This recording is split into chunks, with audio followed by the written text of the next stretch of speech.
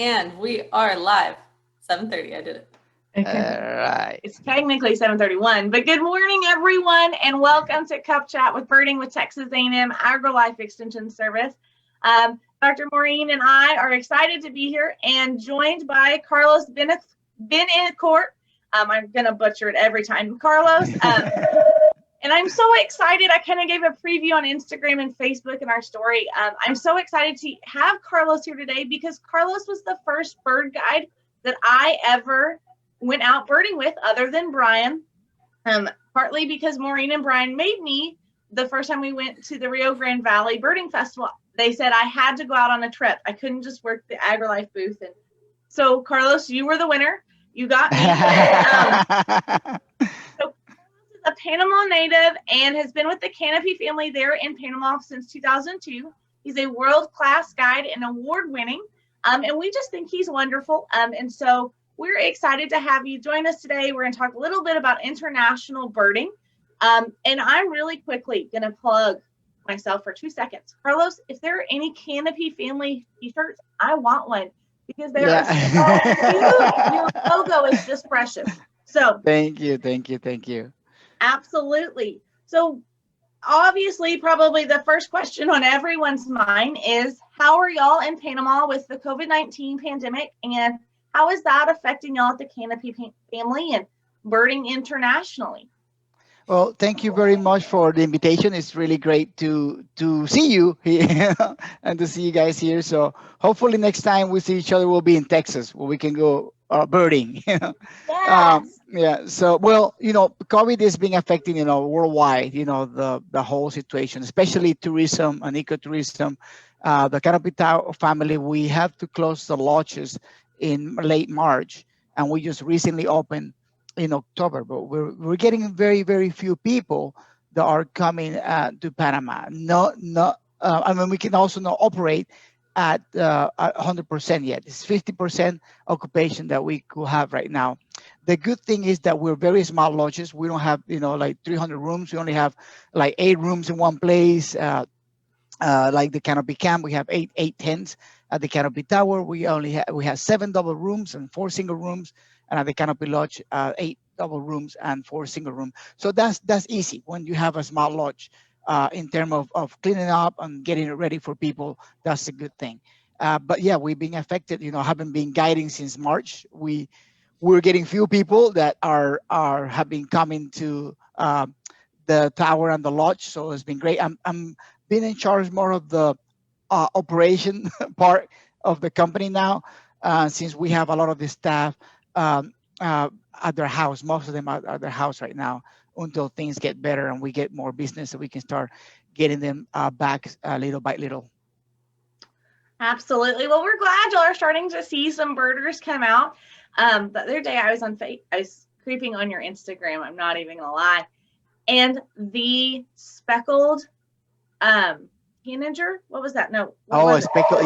Speckled tanager. Yeah. Oh my gosh. When you come to Texas, please bring one. I don't know when I'm going to get to Panama with my work schedule. I want to see one, so just put it in your suitcase and just bring it over, and then we'll take it. You can take it back. Yeah, no, we'll also, we'll get to make time. We're close, Texas to Panama. We have daily flight from Houston to Panama, so I maybe could make it. If work keeps going like this and we keep being slow, we'll have to make it. Yeah. We'll make a change. That will be fun. So, as a professional guide, what's your favorite part of guiding? And before you answer, remember, please comment and tell us where you're from. We do have the comments open, so if you have any questions for Carlos, comment away on our Facebook, and we will get to those. So, what's your favorite part of guiding, Carlos, other than your favorite redhead that you guided once in the Rio Grande Valley? Yeah, well, the favorite part of guiding is to be out in nature and to share with people the birds, the wildlife, and I would say that the favorite part is to see people smiling and happy. As a nature guide, we have these abilities to make sure people have a good time and enjoy birding. So, one of the things that I really love is at the end of the trip when everybody say, wow, This was wonderful. It was a great trip. I love this, and that makes me so happy and so excited. That's what I love guiding, because you have these wonderful people, and then you become friends with them. So I have many friends from all over the world, and I couldn't think of a perfect job than being a nature and bird guide. And I have been birding on my own now with the lockdown and everything. I love it. It's nice for me to take some photos and do things, but it's not the same. I love being with other people, birding. So hopefully that will change soon. That's so true. Maureen, you got anything to add? Our next question? No, I don't know. That just makes me smile. Emily and I work with people a lot too, and so that's neat that's kind of part of what you really enjoy doing that. So Yeah. Well, and I think you're right. It's okay. So I went out.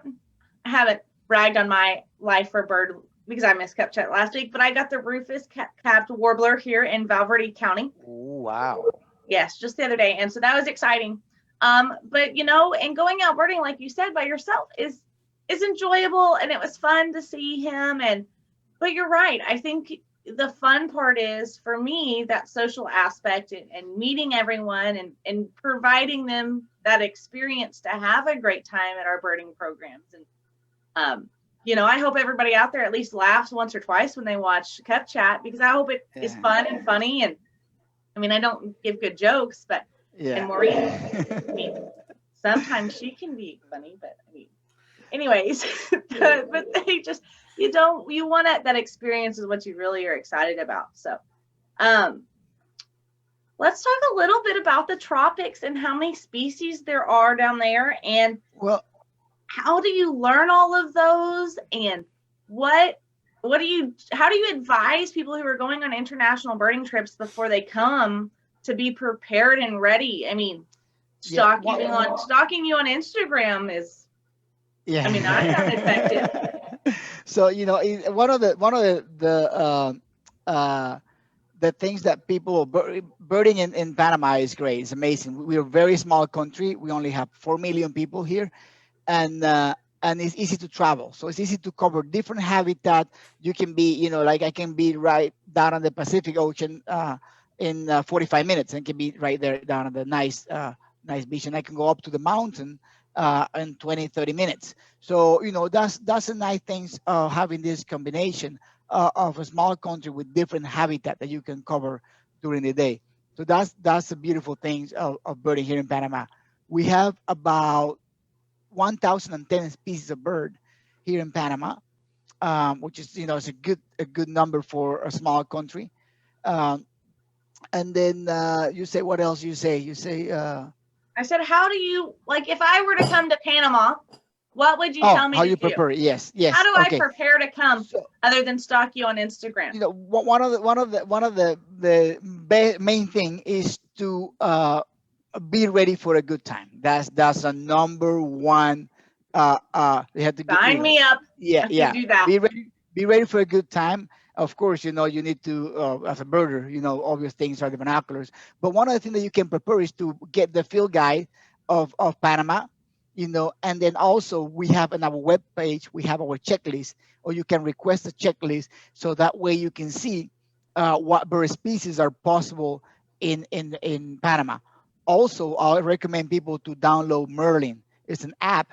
And then just download the Panama package. So that way you can see images and you can listen to the bird calls, because it's very important. Bird calls are very, very important as a good aspect for birding and for people to get ready for the tropic. Of course, as the guy will take you around, will show you birds, but it's nice when people have study a little bit ahead before they come down to Panama.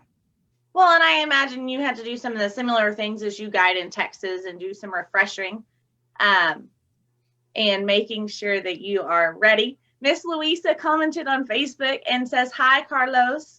Hello. She said that our trip she did want to recommend and said that their trip to Panama was fantastic, thanks to you. So small world. I'm glad you're tuning in, Miss Luisa.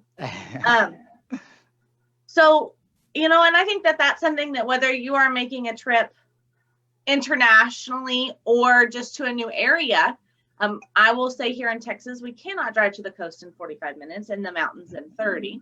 It's a little bit further. And so we have, the birds I even see here in Valverde County are going to be different than the birds in the hill country or on the coast. And so anytime you're going to that new spot, using those tips like you suggest of using that Merlin app and kind of reviewing your bird guide and kind of doing a little extra studying before you go, will help. I think is a neat way to Eber too. I forgot to mention Eber is very important. Eber is a nice tool, and Eber you can see what is the latest bird have been seen, the canopy family property, what people have been seeing lately around. So when they come down, they tell us, oh, somebody have seen like Rufus bended ground cuckoo, which is a very rare bird on the Pipeline Road. So things like that people are get ready and prepare, and then let us know what the target species they would like to see when they come to Panama. Although people come and love everything, all the birds, but we do have people who have the target species and they wanted to see specific birds, and that's great too. That's true. Maureen? Well, so I had to look up real quick, what is kind of the number of bird species in the United States. And of course, there's not really it's hard to get a clear cut number, right? Do you count the ones that show up accidentally or not? But it's kind of crazy that all the estimates, whatever they are somewhere usually less than 1,000. And so it's kind of crazy that a country the size of Panama, which is so much, it's smaller than Texas, much smaller than Texas even, has more species than our entire big country. Well, that's awesome. Yes, one of the things is that the Isthmus of Panama. If you look at the shape of Panama, we're like Canada in Central and South America. We're not either in either corner. We just connect. You're the middleman. Yeah, we just connect that. So we have bird species from South America that come to Panama, and then from Central America that come to Panama. So that's a really a great thing. To get some different and nice and good number of bird species. And we share a lot of birds with Costa Rica. We are near endemic, and with Colombia as well. So that's a good thing. So then my next question is, here we have a pretty clear, definitely the spring migration is our peak time to see the most species, and that's a great time to be out. Is there a peak time in Panama, or are you just going to see lots of things any time of year? Well, it varies. In Panama, we have the migration time, which is right now.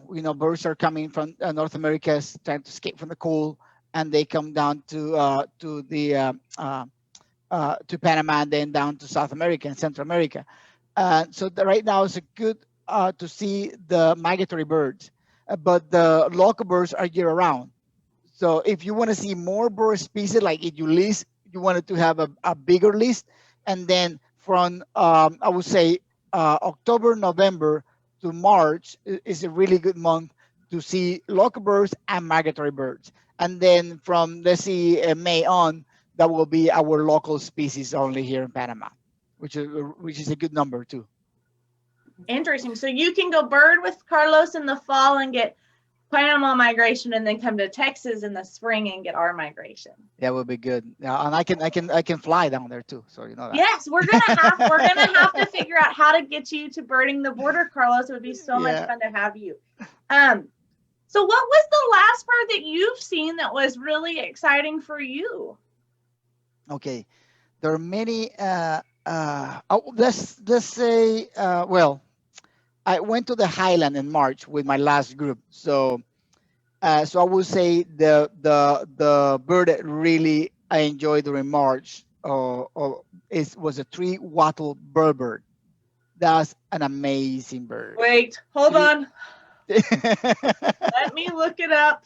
It's just one of those birds that made this sound that is wow. And then just the view of the bird. I was in a place called Mount Tumas in the Highland.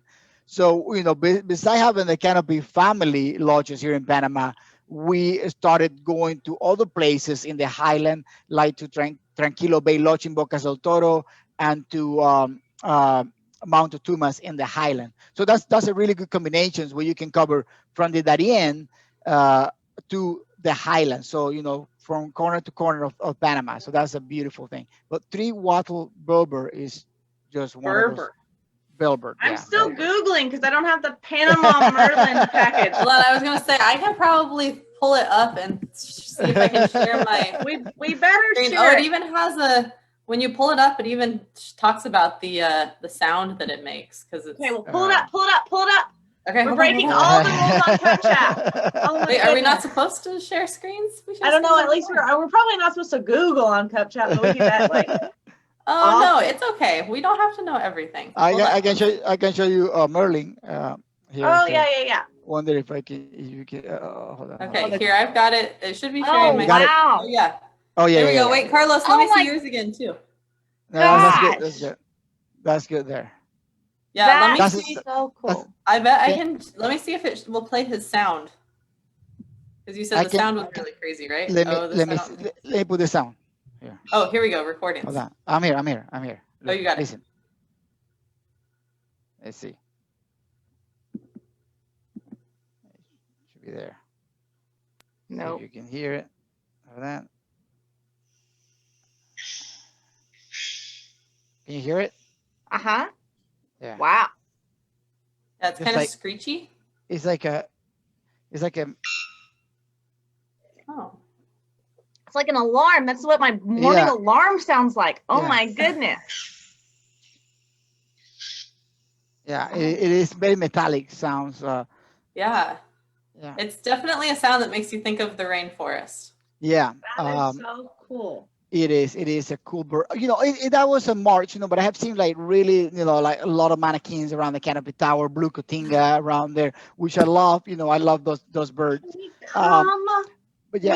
I want to go, Maureen. Let's go. Carlos, do you get to see the mannequins do their dance? Yeah, the red cap mannequin. Yes, that's one of my favorite. Red cap. It's just they do they do the moonwalk. Yeah. Do you know that, Emily? Do you know what I'm talking about? No. Red capped mannequins moonwalk, and it's so cool. I'm downloading the Merlin package as soon as we're off CupChat, and I'll let y'all know how it goes. Yeah, there we go. So, but you come to Texas and you guided at the Rio Grande Festival. I don't know exactly where all you've guided in Texas, but for all of our Texas listeners, which most of us are, what is your favorite Texas bird, and where's your favorite place to bird in Texas? Okay, that's a very tough question because I like to ask the tough ones. If I start thinking about which is my favorite bird, I will think of one. I say, yeah, but I like this one too. I like this one too. But let's choose one in Texas, which I'm really looking forward to see every time I go to the Rio Grande Valley Birding Festival, and that's the green jay. That's a Really? green jay. I love green jay. I know it's a common bird, in Texas, you see it, but I love the green jays. It's one of those birds that I look forward to seeing when I'm in the valley. I like jay. Funny. Yeah. That's funny because when our trip, we saw hundreds of green jays. Yeah. And so and you probably saw me taking photos. Like I took probably 100 photos of the green jay. Yes. And so the funny thing is that for all of our Birding with Extensions programs, we make stickers. And so if you see that species, you get that species sticker. And so it's kind of like a collectible thing. Yeah. But the very weird thing is, after our trip to Rio Grande Valley, I don't love a green jay. And one of the funny parts about that is I feel like after seeing 20 or 30 of them in one flock, I was just like, it's a green jay. Why are these special anymore? It was kind of like the chacalacas. There were so many of them right in front of you. I was like, this is just not fair. They're just all right around here. So yeah, it is because because we it's not a bird that we see every day. When it's a bird you don't see every day. Every time you go to a new place, I look forward to see new birds every time I go to a place. But and I would say I would like to see that green jay again. I would love to see that green jay again because once a year. When I'm normally in Texas once a year, and I love that. One of my favorite places in Texas. There's so many places in Texas to bird, and I miss not being there this last November. But it's Estero Llano. That park is a part that I even if I'm not guiding there, if I'm not assigned to guide there on my day off or on my morning off, I'll go there for one morning or 2 mornings and then walk around and bird around there. It's a beautiful, beautiful place too. And it's Well, close. maybe the crew from Rio Grande Valley Bird Festival is watching this morning and took notes to make sure you're always assigned there from now on. So I have to say that's kind of funny too about that green jays are your favorite. They're one that's really special to me. The first one I ever saw was in Honduras because I worked as a research volunteer 1 year in college. And so that was the first time I saw it. So to me, it's like that very tropical species. Yeah. And then to come here, or the first place I saw a kiskadee was in Honduras. Kiskadee. I got crossed there for a second. That makes a lot more sense. But then the green jays were something that I knew, like for some reason, kiskadees and green jays are linked in my brain. I don't know why. I think they're just something that are both so tropical. And so then when I realized that where I live in Texas, like here in Uvalde, I could see both of those was something that was like kind of amazing because I knew the first time I had seen the kiskadee, I was actually in the tropics, and then to see them here. And then the first time I saw a green jay was actually at the Chaparral Wildlife Management Area. And they're just so, when you're out in all of the brush of Texas and it's, I think I was there in October, so it was kind of dry. They just don't match, just like you're saying. It's just so bright and really neat. And the green jays are definitely expanding here in Texas. So we live north of Uvalde, but we get them at our house now. And they're at the center all the time. Yesterday I had to get something from the office, and there must have been, I don't know what there was. There was maybe a squirrel or something, but there were 2 green jays that were so angry, so angry. And so as soon as I got out of my car, I heard them, and I looked for them, and I could see the both of them. I don't know what they were yelling at, but they were very worked up about something. So one of the things that when I traveled to Texas in November, that happened to me in the first few years that I was at the Rio Grande Valley Birding Festival. I normally stay in a hotel or rent a place. So when I was waking up in the morning, I just heard that great kiskadee call. So I like, oh, so you were like, oh, great kiskadee. Okay, I'm in Panama. You open your eyes and say, where it's just I'm not at my house. So it gives you that feeling that you are back home, but you're not, because of the kiskadee. You could say it's a tropical bird, and it's been showing up to north too. I think Canada have the record of. I don't remember it was a greater or lesser kiskadee. But yeah, it just that call is just amazing. I love great kiskadee call. Well, and I remember the funny thing, Maureen, you're talking about the tropics. Remember when we were at Zuberbila Ranch? So Zuberbila Ranch is like the furthest west point of Valverde County. So more in that Trans-Pecos, brushy, deserty region. And we saw a great kiskadee at Zuberbila's that day. Yeah. So they don't really follow the rules. And speaking of following the rules, Carlos, we've had a ton of rare birds coming up across Texas. How are y'all's rare birds in Panama? I mean, are y'all getting some very different species right now, or y'all see any changes? Once in a while, we get to see a bird, especially in the Darien area, that have been reported in South America, like in Colombia only, and then have been coming across Panama. I think one of those birds was a northern screamer, was actually seen early this year, which is a South American species. So there is a lot of things, I think, that I don't know, because of the pandemic or people are more aware of looking outside. People now, like before, we used to rush. People used to rush to work, and they didn't notice everything. But I have friends now during the lockdown that keep sending me pictures like, "Oh, Carlos, I just found this bird. Is this a bird that is, is this rare?" And I say, "Well, no, that's let's say a crimson-back tanager, which is a common bird." And I say, "No, it's a crimson-back tanager. It's a really nice bird." So, you encourage them to get into birding, but they say, "Wow, I've never seen this bird before." And they probably flew 100 times in front of their eyes, but they were just, concentrating on other things. That's now people have been taking their time to look around, and that's a positive thing. That's an interesting point, Maureen. I know you want to say something about that. Yeah. No, I did a talk at the Master Naturalist Conference this year about some of the impacts of COVID on wildlife. And one of the things is that, we don't know, because people have said, oh, we're seeing more wildlife. And in some places it probably is because there's less human activity, so the wildlife comes in. But I think in a lot of cases it's because people are slowing down and noticing things more. And that's a good thing, is for people to kind of notice. And also we talk a lot about, birds in your backyard and managing like your backyard to be a good landscape for wildlife. And that's something that people can kind of focus on right now, and make their space better for different species.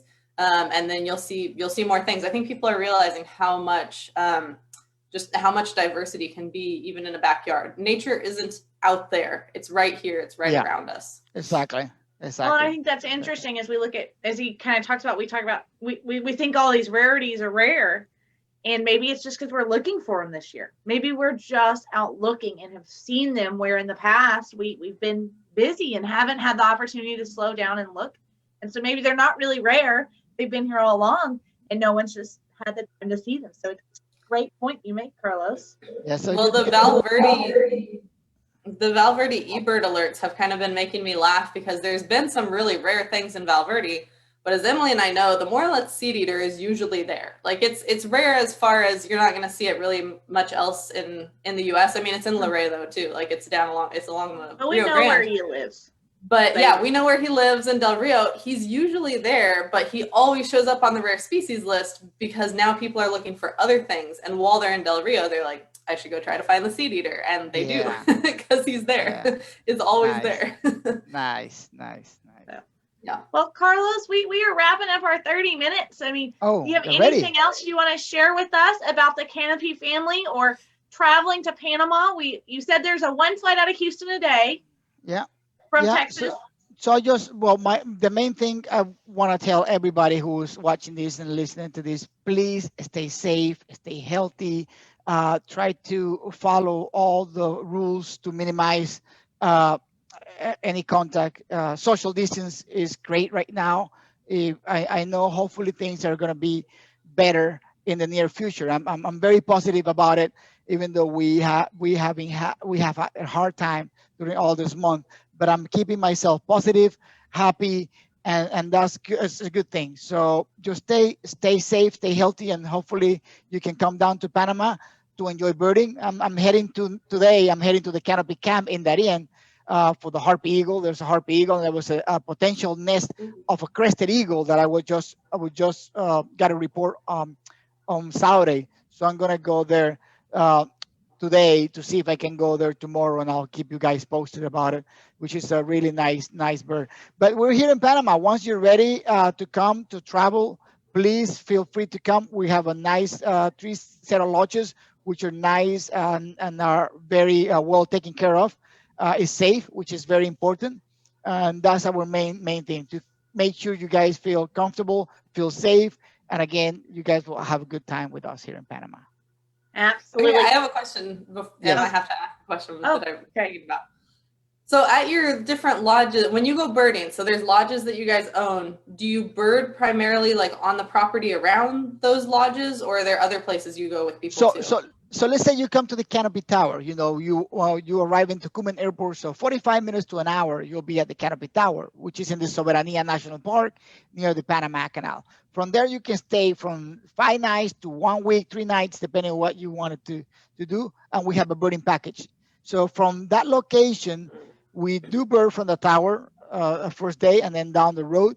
But from there, we go to different spots. Sometimes we take a picnic lunch with us. Sometimes just go out for the morning, come back for lunch, and then go out again in the afternoon. So each location we have itineraries that cover different areas. So you stay in one place and then you go to different areas. And then we have a combination of staying at the 3 of them or staying at 2 of them, whatever you want to do. That's all funny. The time you have. Yeah. I was thinking about your traveling. You talk about your 45 minutes, you can be at the coast and then on the other side of the mountains. Yeah. Even at Birding the Border, we travel 45 minutes and are still in the same county. Yeah. Texas is big. Texas is huge compared to Panama. You don't ever, and I just guess you don't ever realize that being from Texas, like a 6-hour drive is nothing at this point in my life. Yeah, no, the first time that I realized that again was when I was in Honduras and there were people there. There were other volunteers from all over the world. And I made a comment about like, oh yeah, I'm from Colorado, but I go to Texas. It's like, I don't know, like a 16, 17-hour drive. And all the people from the UK were like, you can drive across our whole country in 4 hours. Like that's I huge. know. Like, how do you drive that far? So, yeah. I drove from Houston to Rio Grande Valley Birding Festival once, and I say no, I better fly next time. Oh my Lord, it's not that That's far, funny. Carlos. I know. Okay, Emily, I have one more question that I thought of that I can't. Our half hour went fast today. Look at you, all your questions. I know. So I love birds, but Carlos, what other kinds of animals do you guys see when you're out and about in Panama? God, did you see his Instagram picture? No. Yeah. Okay. We have we are a birding lodge, but we do not ignore the other things that are around us, like sloth, monkeys. We have like capuchins, white-faced capuchins, howler monkeys, night monkeys, tamarin monkeys in the area. So we look at everything. We look at everything. We have butterflies. There's river otters in the area. We have coatis, agoutis, kinkajous, olingos, which are nocturnal, Rothschild porcupine, which is an endemic mammal. Cool. we look at everything. So you come to Panama, and it's very hard to ignore. Let me show you this here quickly here, and it's very hard to ignore. If you see a sloth sitting on a tree, and then I don't know if you can see my photo. Well, you can see that on our website. Look, it's a three-toed sloth with a baby there, and that's they live around the canopy tower area, and it's nice just to enjoy and to see everything around nature. That's awesome. So when you come to Panama, you will see more than birds. More than birds. That is so cool. I'm in. Sign me up, Maureen. Find some money. Let's go. Okay. Yeah, we got it. Yes, we'll need to come. Well, Carlos, thank you so much for joining us. Maureen, really quick, you want to talk about our upcoming partnership with TOS before we kind of end our morning? Yes, so we are really excited that the Texas Ornithological Society has partnered with me and Emily and Brian to make a virtual seminar that is being held next week on the 15th, right, Em? I don't know, that's why I made you do it, because I couldn't. Oh, hold on, I have my flyer right here. On the 15th from 6 o'clock to 8 o'clock in the evening, we have 3 different researchers who are going to talk to us about their current bird research. We like to bring you guys, one of the things that's important to us in Extension is to bring the results of research that are helpful to people who are managing. But sometimes it's kind of fun to get like a sneak peek of that research as it's happening and just to learn more about the birds that people are studying. Sometimes it's maybe a little bit more, basic or theoretical science as opposed to applied, but it's still really fun to get to learn. So we have 3 different students, an undergraduate and 2 master's students who are working on their bird research right now, or they've kind of maybe research that they've wrapped up, and they're going to share that with us next Tuesday. And one of the things that is really exciting that TOS has partnered with us on is that all the donations from that seminar will go to our Rio Diablo birding camp. So all of our brand new youth birding camp will benefit directly, all proceeds going to that to make it cheaper for our youth to come and attend next summer. So yeah, so Carlos, that's a fun thing. We are worked with Brian this summer to host an affordable youth birding camp. So all of our young birders out there, we're at $1,000 maximum cost, and hopefully with all the donations and support we get from the birding community, we can bring that down to about $500 to $750 is our end goal. So that's amazing. If you know a young birder, Carlos, that might be interested, please share. We would love to have anyone definitely join us. So yeah, and going to Texas, wow, what a place! Brian has quite the itinerary scheduled. We're going to start in Valverde County and go to Big Bend area, and then kind of circle back around and kind of base out of Del Rio. But it'll be they want me to wake up at 4 a.m. and go see the Kalima warbler. Oh my God, I'll do it. I'll do it for you. Thank you, Carlos. I appreciate that. Thank you for taking that off my soapbox. So, anyway, but thank you everyone for joining us this morning. And Carlos, thank you for joining us from Panama. It has been fun to catch up, and we hope to maybe see you next November in the Rio Grande Valley.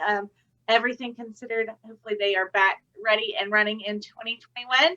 If anyone needs anything, Maureen and I are always here. You can reach us through Facebook, Instagram, or call the office. And so thank you. We can't wait. Maybe one day we will be in Panama and actually join you for Cup Chat on the tower. How fun would that be? Yeah, that would be great. We will do it. But thank you everyone for joining us this morning. Thank you, Carlos. Thank you. And we will see y'all later. Have a great rest of your week. All right. Thank you, guys. Take care.